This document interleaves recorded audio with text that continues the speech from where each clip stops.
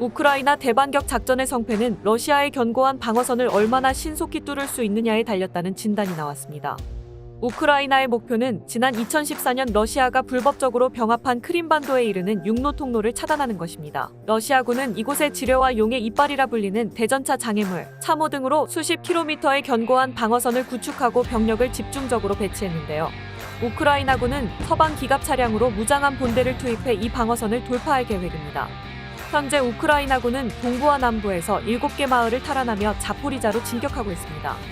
한나 말야르 국방차관은 14일 우크라이나군이 동부 바흐무트 200에서 500m, 남부 자포리자주 300에서 350m 진격했다고 밝혔죠.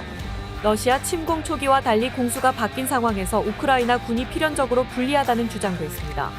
네덜란드 군사정보 사이트 오릭스는 최근 우크라이나군이 반격을 개시하면서 미국에서 지원받은 브래들리 장갑차 총 109대 중에 16대를 잃었다고 밝혔고, 뉴욕타임스는 제2차 세계대전 당시 노르망디 상륙작전을 언급하며 당시 수비하던 독일군은 4천에서 9천 명의 사상자가 발생했지만 연합군은 1만 명의 사망자가 나왔다고 전했죠.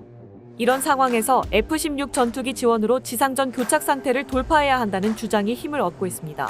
미국은 우크라이나에 제공할 에이브럼스 전차의 열화우라늄탄을 무장할 것으로 보이는데, 열화우라늄탄은 우라늄 농축 과정에서 발생한 열화우라늄을 사용한 전차포탄으로 빠른 속도로 발사되어 먼 거리에서도 적군 전차의 장갑을 관통할 수 있습니다. 한편 러시아가 우크라이나 점령지에 구축한 방어선 곳곳에서 취약점이 노출되고 있다는 분석도 나왔습니다. 러시아의 유럽 방면 방어선은 총연장 약 2,000km로 2차 세계대전 이후 최대 규모인데요. 이 중 우크라이나 영토 내에 구축한 구간만 1,000km에 달합니다. 미국 싱크탱크 전략국제문제연구소는 1년여간 전쟁이 지속되면서 러시아군의 육군 병력이 큰 타격을 입었다고 지적했습니다. 넓은 방어선 전역에 배치할 병력이 충분치 않은 것으로 보이는데요. 전선이 우크라이나인에게 익숙한 지형이라는 것도 우크라군에 유리한 측면입니다.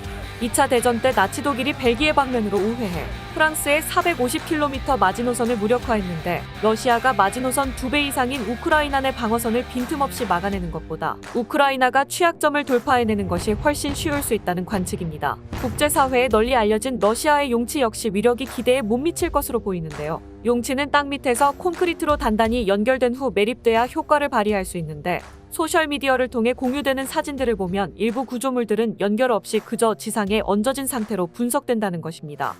미국 싱크탱크 전략국제문제연구소는 우크라이나가 러시아 방어선의 약점을 탐색하고 있는 것으로 보인다며, 우크라이나군이 방어가 허술한 지역을 뚫고 진격할 가능성이 분명 있다고 진단했습니다. 벤 호지스 전 유럽 주둔 미군 사령관은 뉴욕타임스에 대규모 기갑 부대를 목격하면 본 공격이 본격적으로 시작됐다는 뜻이다며, 아직까지는 수백 대의 전차나 장갑차 같은 대규모 기갑 부대는 보지 못했다고 밝혔는데요. 시작 단계인 우크라이나 대반격의 성패를 속단하기는 이르다는 지적입니다.